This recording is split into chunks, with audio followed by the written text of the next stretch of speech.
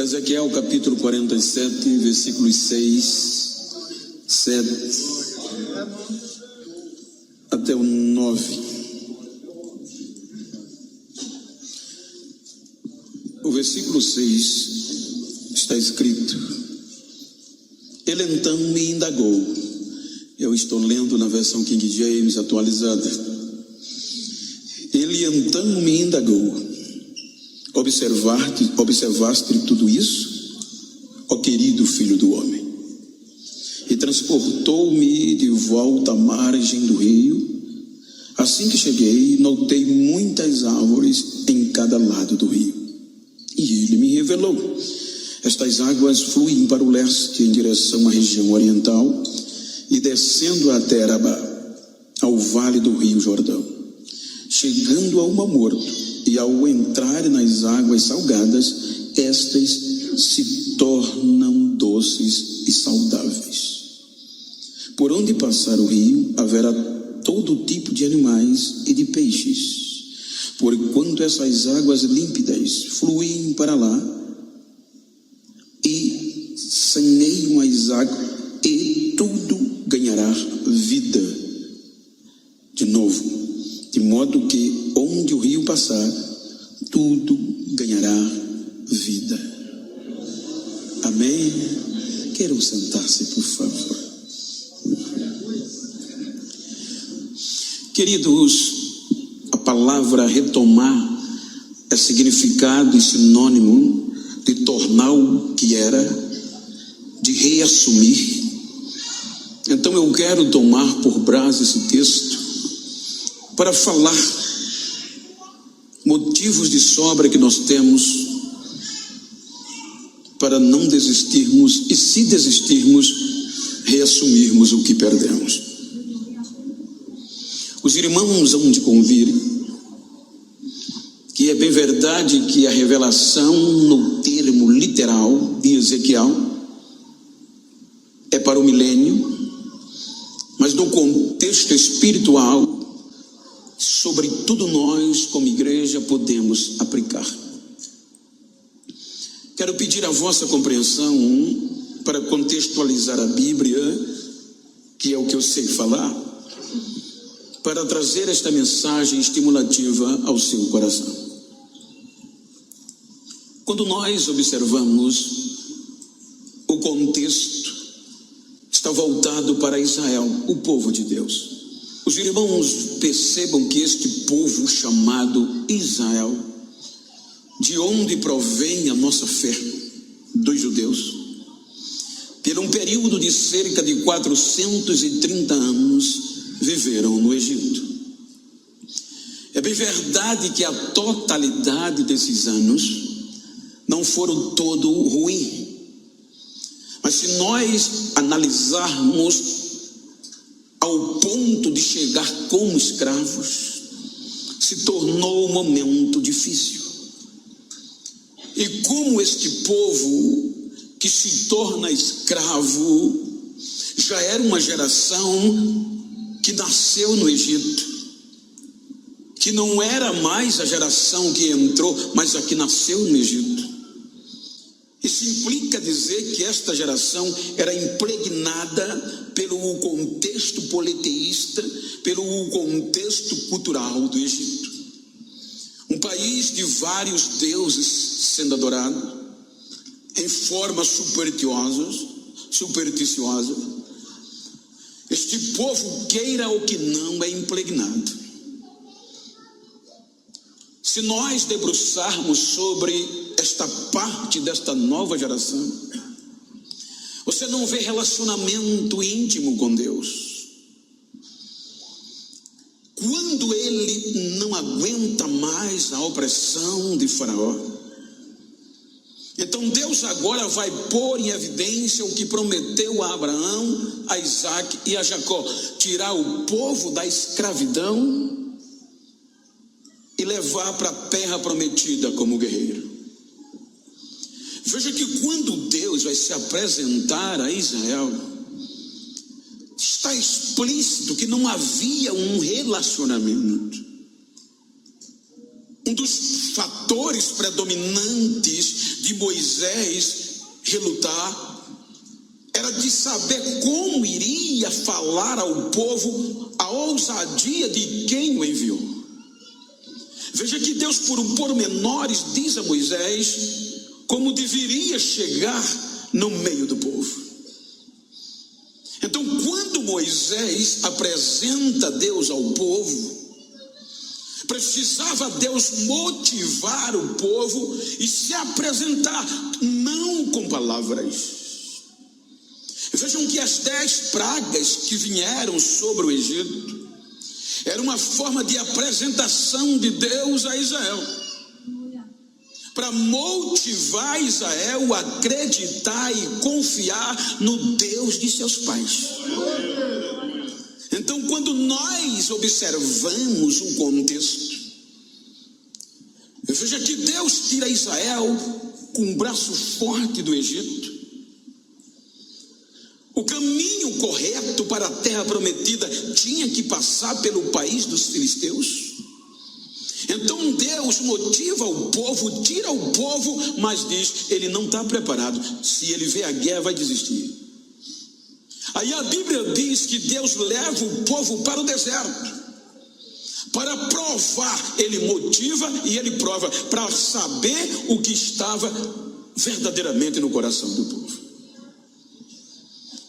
Então veja que a partir daqui Deus se faz presente, abre o mar vermelho, coisas que não se via. Veja que quando cruza o mar vermelho, a música era uma só: o Senhor é a nossa bandeira. E ser a bandeira já está dizendo tudo. Então, a partir daí, 3 meses de deserto, já havia reclamação, murmuração, o povo querendo voltar para o Egito. 3 meses saiu o povo do Egito, chega no deserto do Sinai. Aí é lindo isso aqui. Olha como Deus é Deus, gente. Chega no deserto do Sinai. Aí Deus chama Moisés para um diálogo particular, com o objetivo de entrelaçar o relacionamento, de unir a Israel. E ele propõe a Moisés dizer ao povo que ele queria uma aliança, um acordo, um pacto de fidelidade. E o povo, por unanimidade, aceita a aliança. Então Moisés mata um novilho orientado por Deus, porque o sangue do novilho ia ser o símbolo, o sinal daquela aliança. Então agora a aliança entre Deus e Israel foi ratificada, mútua, recíproca, era o objetivo. Aí Israel entra no deserto. Se você analisar o que Deus fez no deserto, ele tinha razão de sobra para desistir. Como por muitas vezes ele decidiu eliminar, mas a promessa prevalecia, porque havia uma aliança.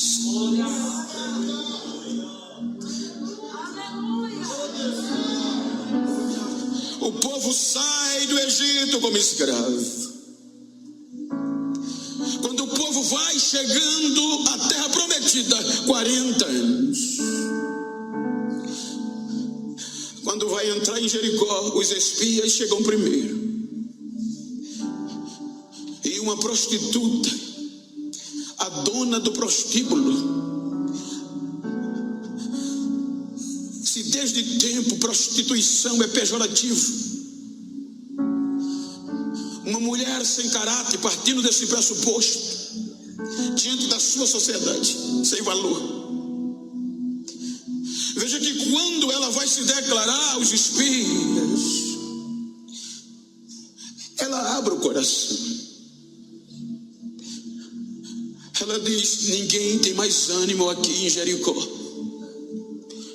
e nas cidades vizinhas, porque o motivo motivo é que o povo sabe que vocês vão passar por aqui e que ninguém subsiste diante do vosso Deus. O interessante é que sem YouTube, sem o Google, sem instrumento de pesquisa, ela puxa a história de 40 anos. Ela diz: porque todos sabem que o Deus de vocês abriu o mar vermelho para vocês passarem. Todo mundo aqui sabe como o Deus de vocês guiou vocês pelo deserto. Que todo o exército que se levantou diante de vocês, o vosso Deus lhes deu vitória. Até Sion e até Og, os piores dos gigantes, se tornaram nada diante de vocês. Então todo mundo aqui sabe que o Deus de vocês é Deus em cima do céu e é Deus embaixo na terra. Saíram como escravos, chegaram na terra prometida honrados como guerreiros. Deus os introduz na terra e, em síntese, pela sua bondade e misericórdia, vai levar ao povo, suportando. Paulo, na pregação de Antioquia da Pisídia, ele diz que Deus suportou o mau costume do povo por um período de 40 anos no deserto. Colocou o povo na terra prometida, lhes deu os sacerdotes, lhe deu reis. Deus eleva Jerusalém ou Israel ao ápice do elogio. Agora Israel já não era mais escravo, povinho. Agora Israel tem rei. Agora Israel tem uma cidade chamada Jerusalém. Agora vem Salomão e Israel ganha o templo, ao ponto de Deus dizer a Israel: que este povo que se chama pelo meu nome, independente da crise que venha, se humilhar, orar e buscar a minha face, eu ouvirei a oração que se fizer neste lugar e sararei a sua terra. Agora Jerusalém se torna conhecida como a princesa das nações. A Bíblia diz que Jerusalém chega ao patamar que não havia mais guerra, mas paz. Agora os reis já não empreendiam a guerra para Israel ou Jerusalém ou Judá, mas agora Salomão, Israel, os reis empreendiam longas viagens, quilômetros e mais quilômetros, seus camelos carregados de presentes, para vir a Jerusalém, capital de Israel, só para ver, só para ouvir, e voltava dizendo: não me contaram nem a metade. Deus levou Israel ao ápice. Ele é velho. Ninguém subsistia diante dele.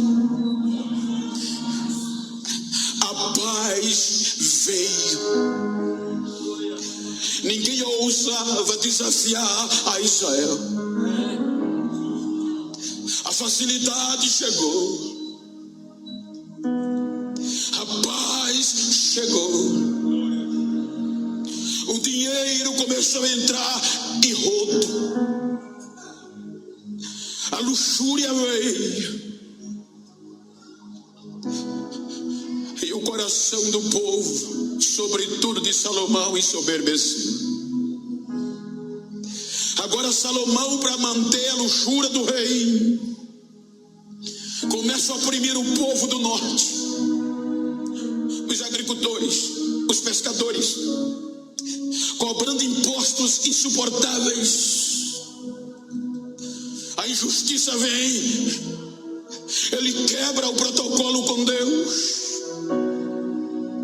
Ele vai a ponto de Deus dizer: vou dividir o reino, vou rasgar. A insensibilidade veio. Quando Salomão morre, Roboão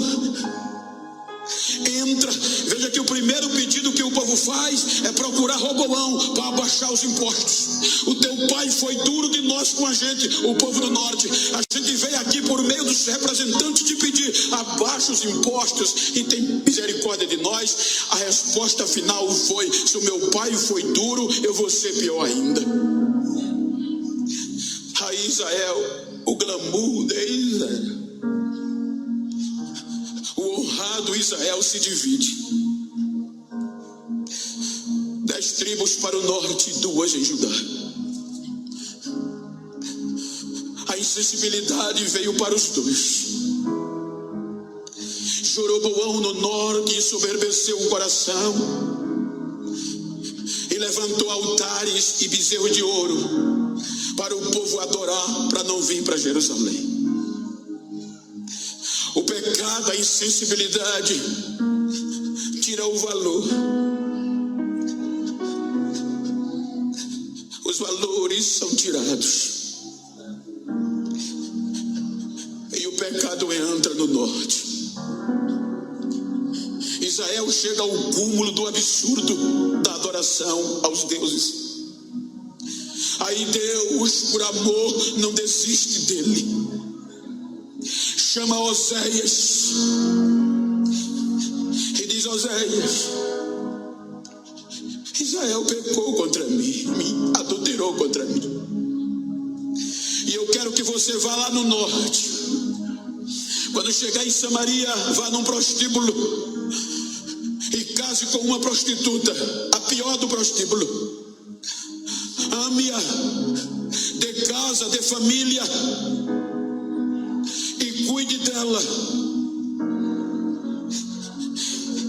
Oséias se expunha à vergonha. Casa com a prostituta, dá nome, dá identidade, tira ela do opróbrio e ela agora é uma mulher dona de casa, mãe de família.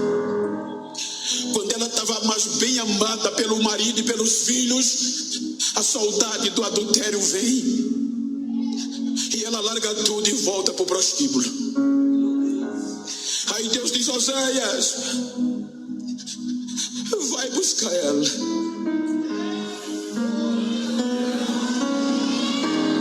E quando a trouxere, ama mais do que o que tu amava antes, porque talvez o amor não foi suficiente. E quando Israel te perguntar: que loucura você fez, profeta? Você vai dizer: escute o que diz o Senhor. Assim vocês fizeram comigo, mas eu quero vocês de volta.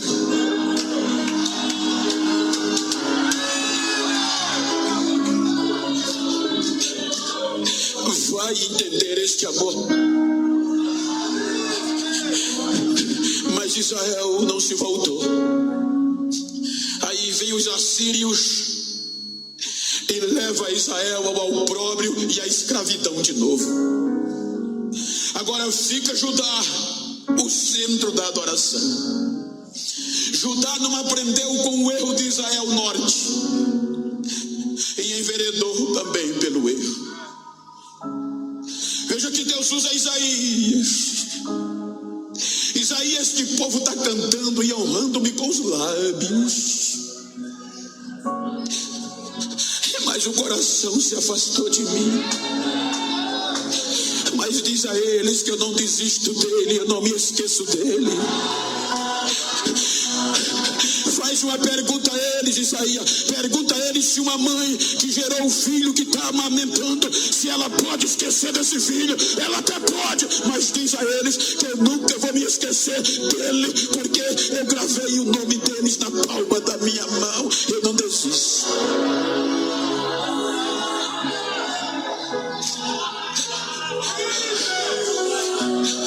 Mas não ouviram a Isaías. continuavam pecando.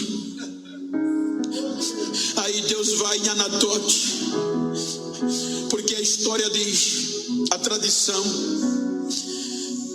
que o rei Manassés, para calar a boca de Isaías, que pregava contra ele a corrupção dele e levando o povo cada vez mais ao erro, ele manda capturar Isaías e quando o encontra, manda serrá-lo no meio como se fosse um pedaço de madeira. Quando a voz do profeta cala e a morte é conhecida, nenhum jovem queria mais ser profeta, porque o burburinho era um só, a vergonha da morte de Isaías. Aí quando pensaram que Deus tinha desistido, e motivo ele tinha para isso. É por isso que eu tenho medo de falar mal de crente, porque a gente só vê por fora, mas ele vê por dentro. Aonde a gente só vê defeito, não sei como ele enxerga, mas ele ainda enxerga virtude, porque havia uma aliança. Quando pensaram que Deus tinha desistido, ele vai lá em Anatote, na casa do sumo sacerdote Uquia, e chama um jovem de 17 anos. Antes que tu te formaste no ventre, eu já te conheci. Antes que tu saísse da madre, eu já tinha te escolhido e te santificado como profeta. E veja que ele quebra o protocolo. Jeremias era filho de sacerdote, era preparado para ser sacerdote, não profeta, mas a urgência era tão grande que Deus inverte e manda ele profetizar. A notícia era tão pejorativa que ele reluta para não ir, mas Deus insiste, persuade, e ele, quando Deus diz eu vou com você, eu vou te livrar, tenha medo não, ele diz então eu vou, e ele vai advertir Israel ou Judá, pregando arrependimento. E o que sobrou,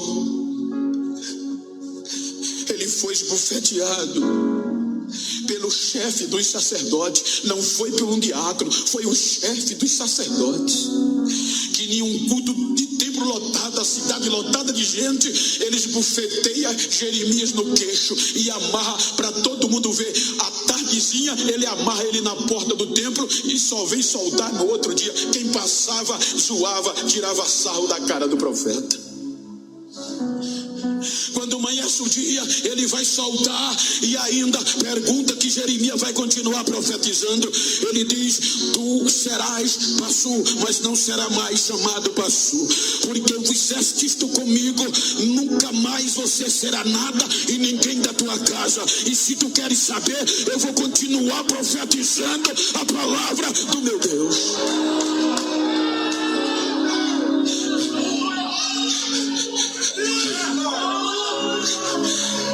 Mas a realidade vem, porque Jerusalém estava no glamour, Judá era o glamour, a cidade enchia de gente das festividades. Quando Jeremias esfria, a razão vem e a ficha cai. Quando a ficha dele cai, ele agora vai falar com Deus e vai desabafar. Ele diz: Senhor, o Senhor me enganou.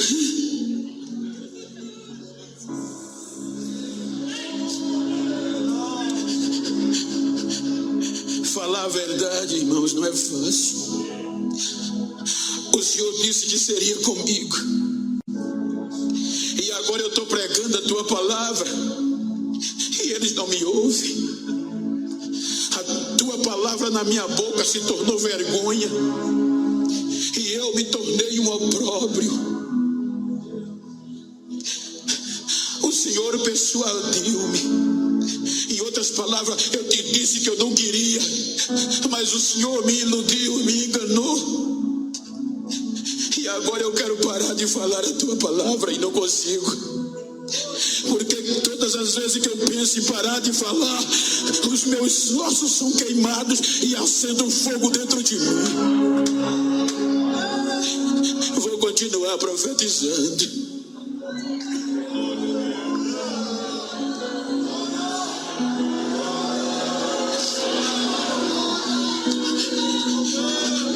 Judá não dá ouvidos.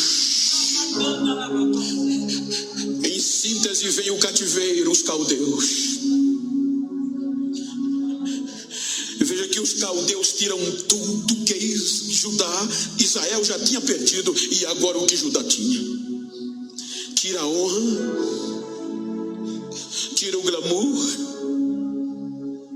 tira a liberdade e tira a adoração. Os caldeus tornam Jerusalém o ápice da vergonha. Agora os judeus são destroçados. Os que sobreviveram eram arrastados como cachorro ou animais como escravos. Aquelas nações que ele louvava, que dizia que Jerusalém era a nação, era a princesa das nações, agora dizia: arrasa, acaba, porque nunca mais eles retomarão e tornarão-se o que eram. A vergonha veio no lugar do louvor. Aquela cidade que enchia-se de gente agora fica vazia. Aquela cidade que era palco de adoração agora se torna morada de raposa e de chacais e de animais silvestres. Aquela cidade que muitas nações vinham para adorar o verdadeiro Deus agora se torna monturo e vergonha.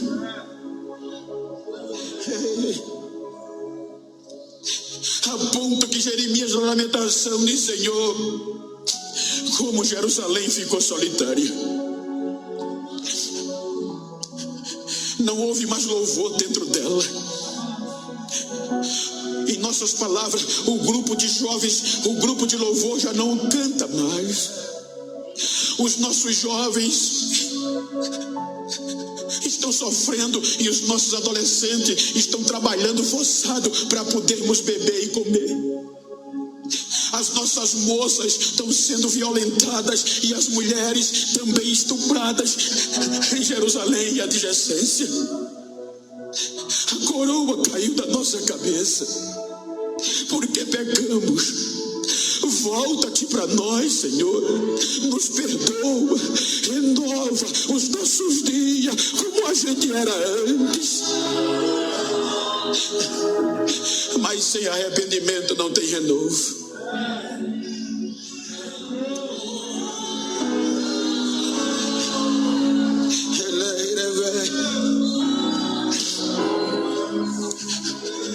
Agora quem olhava dizia: esses nunca mais retomam. Quem via Jerusalém dizia: esses nunca mais voltam a ser o que eram. Mas não sabia que existia uma aliança.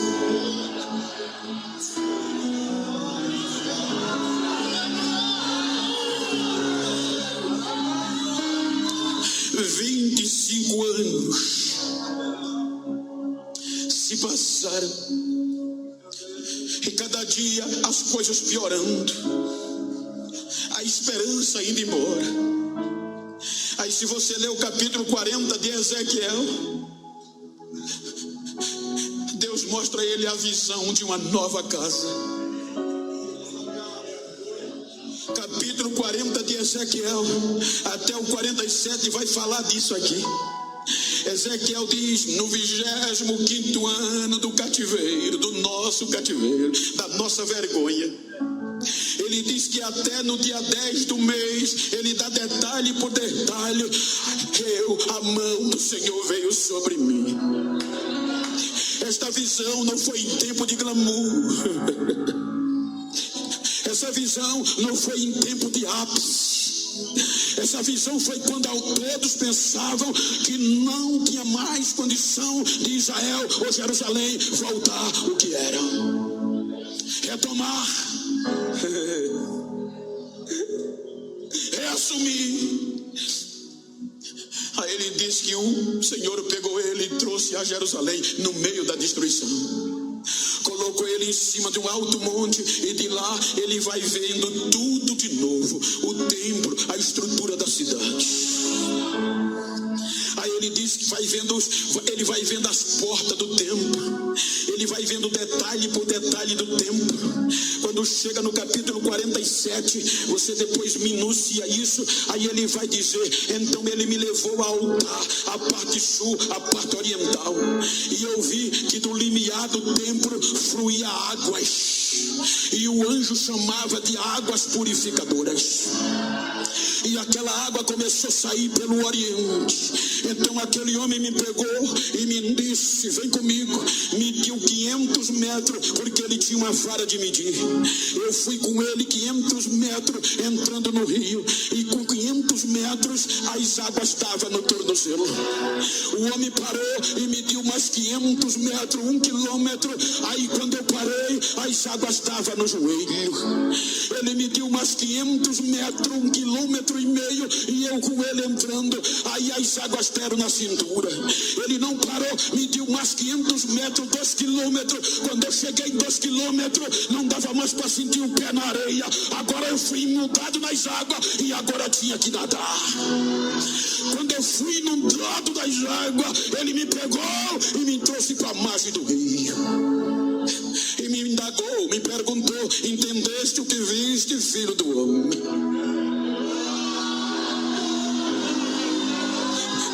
Ele não dá resposta. Aí o homem diz: essas águas límpidas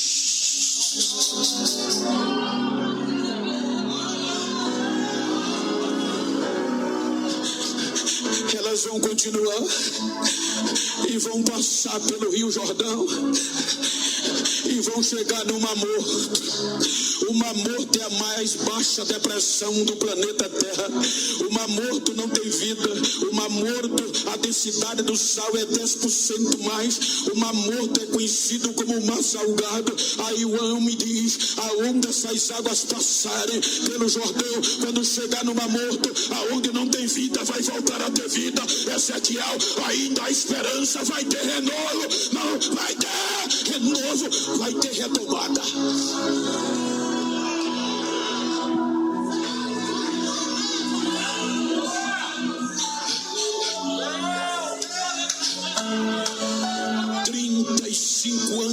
Aproximadamente se passam.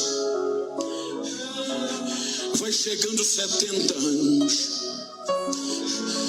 e cada dia pior. Mas Jeremias ainda continuava no meio do monturo. Talvez conjecturando, alguém dizia: porque Jeremias teve a oportunidade de ser convidado especial de Nabucodonosor. Mas ele disse: não vou. Você está doido? Vai ficar no meio da vergonha, da miséria? Vou. Vai ficar falando o quê? Não tem ninguém, só os miseráveis. Vou continuar pregando que ainda há esperança. Diga para quem está ao seu lado: independente de como você chegou, ainda há esperança de retomada.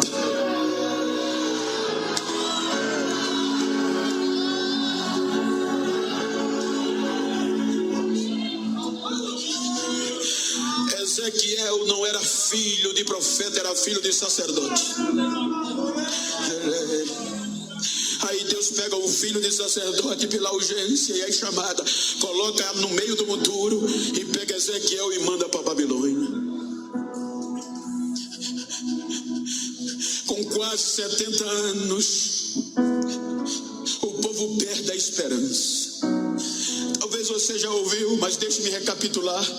Com certeza, eu estudei com judeus, e num contexto histórico, o meu professor da época disse: olha, Genival, nesse período aqui a coisa ficou tão feia que os próprios judeus perderam a esperança. Porque para os judeus a esperança, a palavra, está na medula óssea, no tutano dos ossos, e ninguém pode tirar a não ser a putrefação. Então, enquanto eles ainda tinham esperança, eles pegavam o cadáver que morria lá na Babilônia e eles não sepultavam. Eles pegavam aquele cadáver e pagavam as pessoas, porque eles não podiam tocar em cadáver, e as pessoas levavam para o vale da esperança. Aquele vale, eles colocavam o cadáver em cima da terra, eles não sepultavam, porque eles acreditavam que por um período de 3 dias Deus podia ir lá e restaurar aquela vida, porque havia uma aliança. Era crendice. Então eles colocavam o cadáver e o pai reunia a família. No primeiro dia acompanhava e ficava 50 metros do cadáver, e o cadáver lá no vale. Aí vinha questão de horas, o corvo percebia e descia. O corvo subia no abdômen do cadáver e arrancava os olhos, dilacerava o cérebro, e o pai e a família não podiam ir lá enxortá-lo, porque a lei dizia: se passar de 50 metros, se aproximar do cadáver, se torna imundo. Eles ficavam só esperando e nada. O corvo comia o olho, comia o cérebro e voava. Terminava o primeiro dia, eles iam para casa à noite, o pai dizia: ainda tem 2 dias, tem esperança ainda.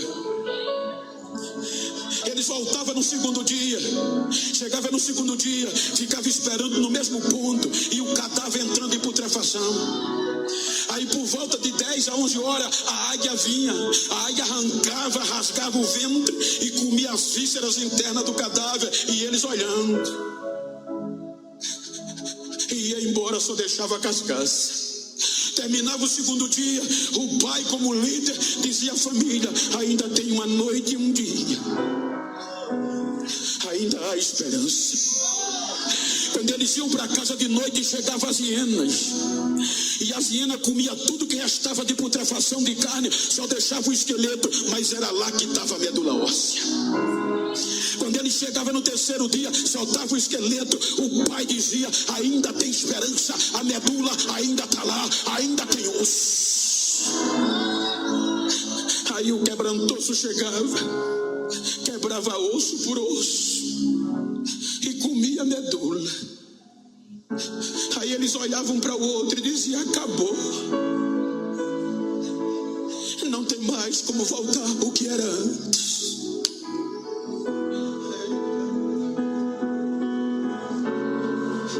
Não tem mais como reassumir, não tem mais como retomar. Aí isso, Ezequiel diz, Deus diz a Ezequiel, capítulo 37, Ezequiel: o meu povo está dizendo que não há mais esperança. Aí Ezequiel diz que o vale ia se enchendo de caco de ossos, e com um cadáver só o vale não se enchia. Isso implica dizer que era multidão de cadáver. Aí quando não havia mais esperança, aí Deus pega Ezequiel de novo em visão e leva lá no meio do vale, e Ezequiel diz: o vale estava cheio de caco de ossos, e os ossos estavam sequíssimos, não tinha mais esperança, não tinha mais medula. Aí Deus diz: filho do homem, eu ainda posso trazer esperança quando não tem mais. Ainda posso fazer esse povo retomar o teu que tinha quando não há mais esperança. Senhor, tu sabes, só tu. Então profetiza e diz a esses ossos o que eu vou fazer. Grita para eles que eu vou trazer nervo, vou trazer carne, vou trazer tendão, vou trazer pele, e vou encher do meu espírito e vou devolver tudo que eles têm. Eles vão retomar o que era deles.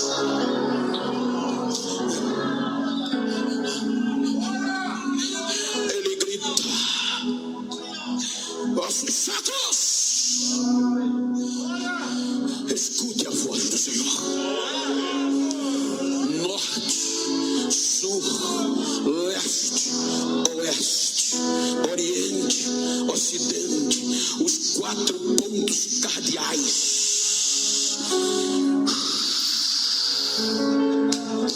O vento vem dos 4 cantos diz que só ouve o barulho e não vê mais nada. O barulho é tão grande. Agora imagina, a anatomia do corpo humano diz no estudo da anatomia que na fase adulta é composto de 206 ossos, salvo engano. Ezequiel diz que os ossos estavam só os cacos. Isso implica dizer que a costela, a tíbia, que são grandes, estavam só os cacos. Agora imagina a bigorna, o estribo, que são os menores que estão no ouvido. Onde esses danados estavam? Mas a voz de Deus entra no vale, e aonde eles estavam não importa, o importa é que eles ouviram. E quando eles ouviram, começaram a gritar. Digo eu, penso eu, aqueles pequenos começaram a gritar para os grandes, porque nesse reino não tem grande nem pequeno, é do mesmo tamanho. Tíbia, caixa torácica, crânio, assim diz o Senhor, é hora de retomar, é hora de retomar, é hora da retomada. Aí vai, cada osso gruda no seu osso.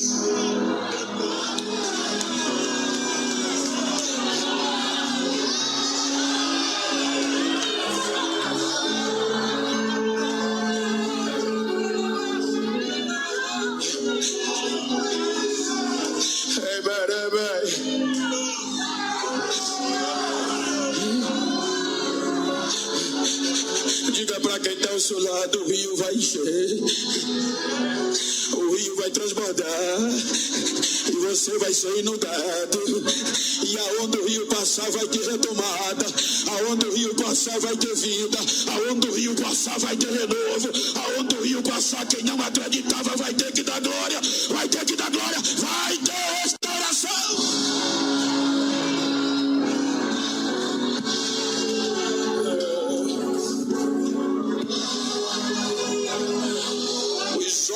Diz Deus, era toda casa de Israel. Agora junto de novo Israel e Judá numa madeira só. Aí Ciro grita: 70 cai do Judá.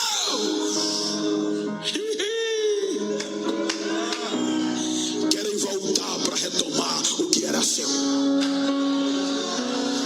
Agora vai ser dobrado. Cerca de 50 mil judeus. Pega as harpas.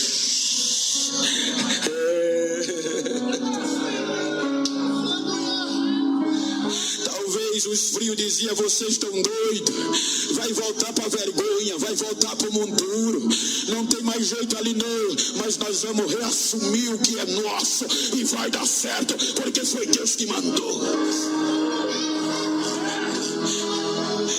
Agora imagina, se fosse hoje teclado na frente, a banda tocando.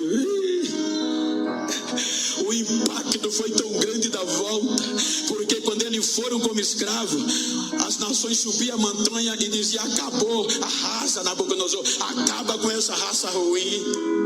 Agora quando eles voltaram, a notícia ecoou nas montanhas.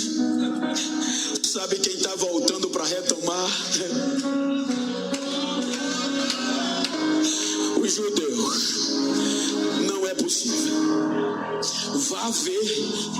Aí os inimigos que não acreditavam subir a montanha, quando olhava para baixo, a multidão voltando.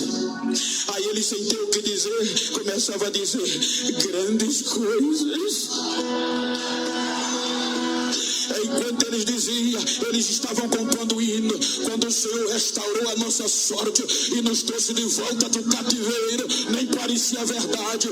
A gente pensava que estava sonhando. A nossa boca se encheu de riso e a nossa língua tinha um cântico novo. Então se ouvia dizer: grandes coisas fez o Senhor a eles, grandes coisas, grandes coisas, grandes coisas fez o Senhor a eles.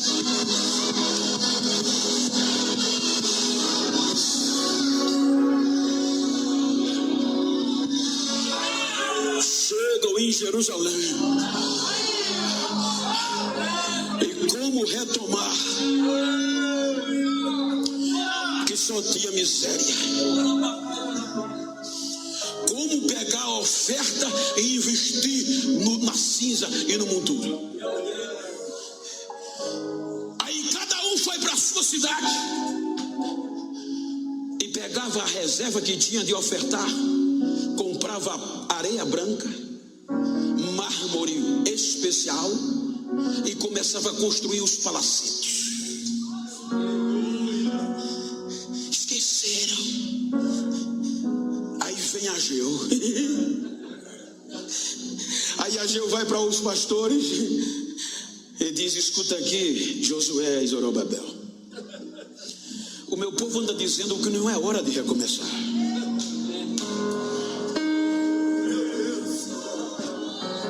Estão investindo tudo que trouxeram nas casas apaneladas e luxuosas, e a casa de Deus está abandonada lá.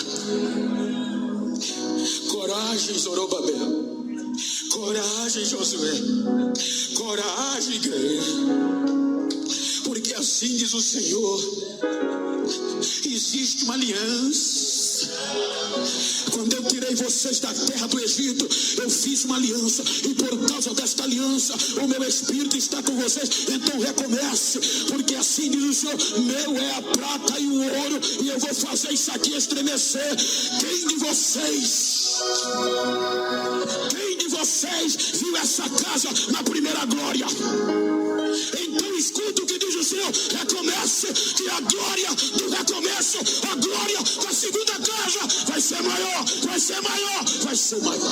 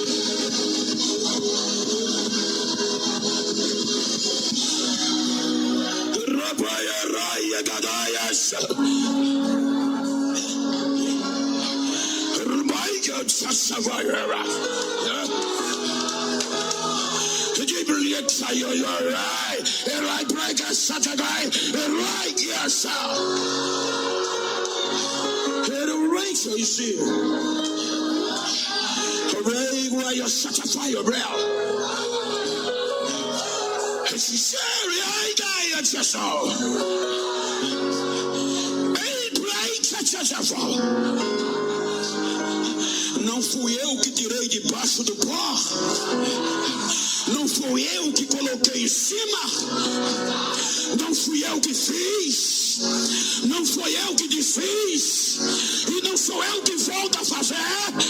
Esta noite eu estou enchendo o coração de alegria, a minha unção está invadindo essa casa. Assim diz o Senhor: a restauração, a restauração, a restauração. Adora, adora, adora, adora, adora, adora, adora.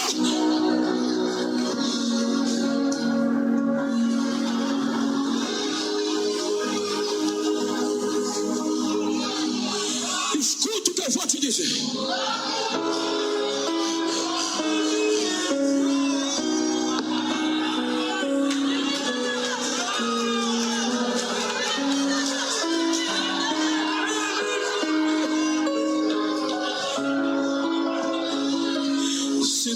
Não desistiu de Israel.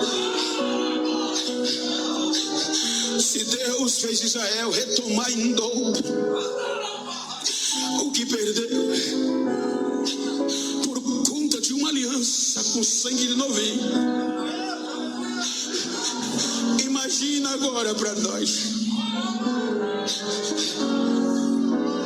O sangue de novinho não apagava pecado.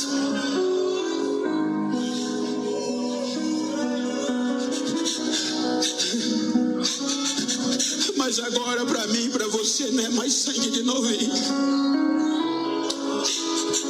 A aliança é o sangue de Jesus.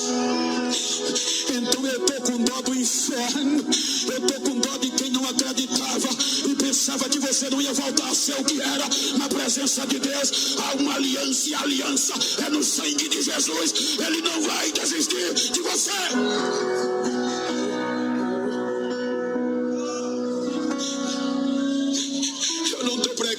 super crente. O evangelho que Jesus mandou eu pregar não é para perfeitos. Porque se eu tivesse aqui para pregar para perfeito, nem aqui eu estava. Porque não tinha ninguém aqui. O termo retomada não é para perfeito, que perfeito não perde.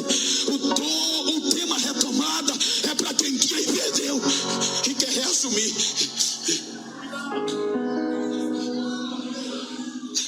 Então fique de pé, por favor.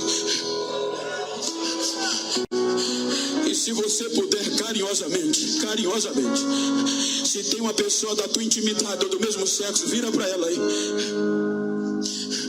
Vira para ele aqui, me ajuda aqui, meu amigo, ajuda. Vira para ele aí, vira para ela assim, ó. Olha para mim, não, olha para ele assim de frente. E nos olhos, olhando nos olhos, diga para ele: não tô nem aí. Quero nem saber como chegaste. Quero saber como vai sair daqui. Diga: vou sair sabendo que 2022 eu vou reassumir o que era meu. Eu vou voltar a ser pentecostal. Eu vou voltar a falar línguas estranhas. Eu vou voltar a tomar posse do que é meu. Diga pra ele: eu tô com dó de quem não acreditava mais em mim. Diga pra ele: me faz um favor. Se a partir de hoje tu encontrar quem não acreditava em mim e pensava que Deus tinha me esquecido, diga: caiu a casa dele, porque eu vou retomar, e a retomada é dobrada. Abraça ele e diga: toma posse.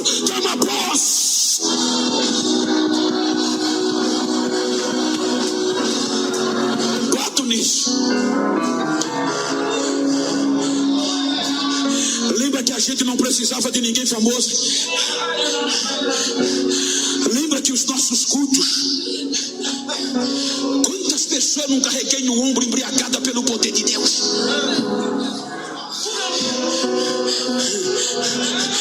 Lembra dos nossos cultos, com o hino da harpa, Jesus batizava, curava, salvava.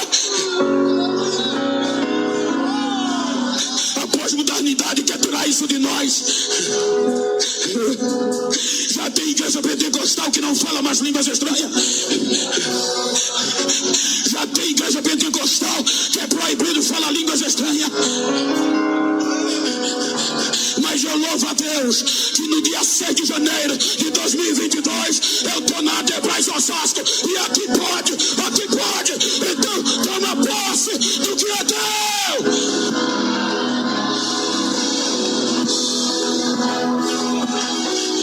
Deixa eu ver o barulho de línguas estranhas. Deixa, batiza Jesus. Renova Jesus, tu ainda faz. Quem tá frio, pega fogo. Batiza agora, fala em língua agora. Deixa eu ver o barulho de glória agora. Deixa eu ver, para o som. Eu quero ouvir a voz da igreja como cachoeira de água, línguas estranhas. Deixa eu ouvir, voz de trovão. Recebe, batizo, renovo agora.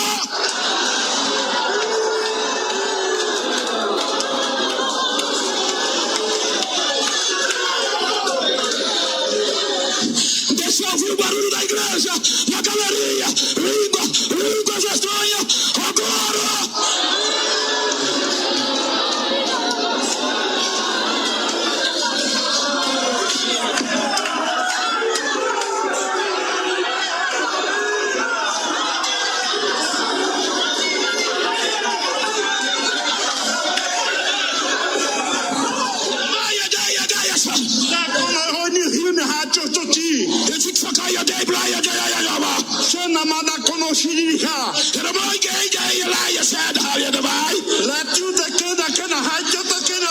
Estou fazendo coisas novas.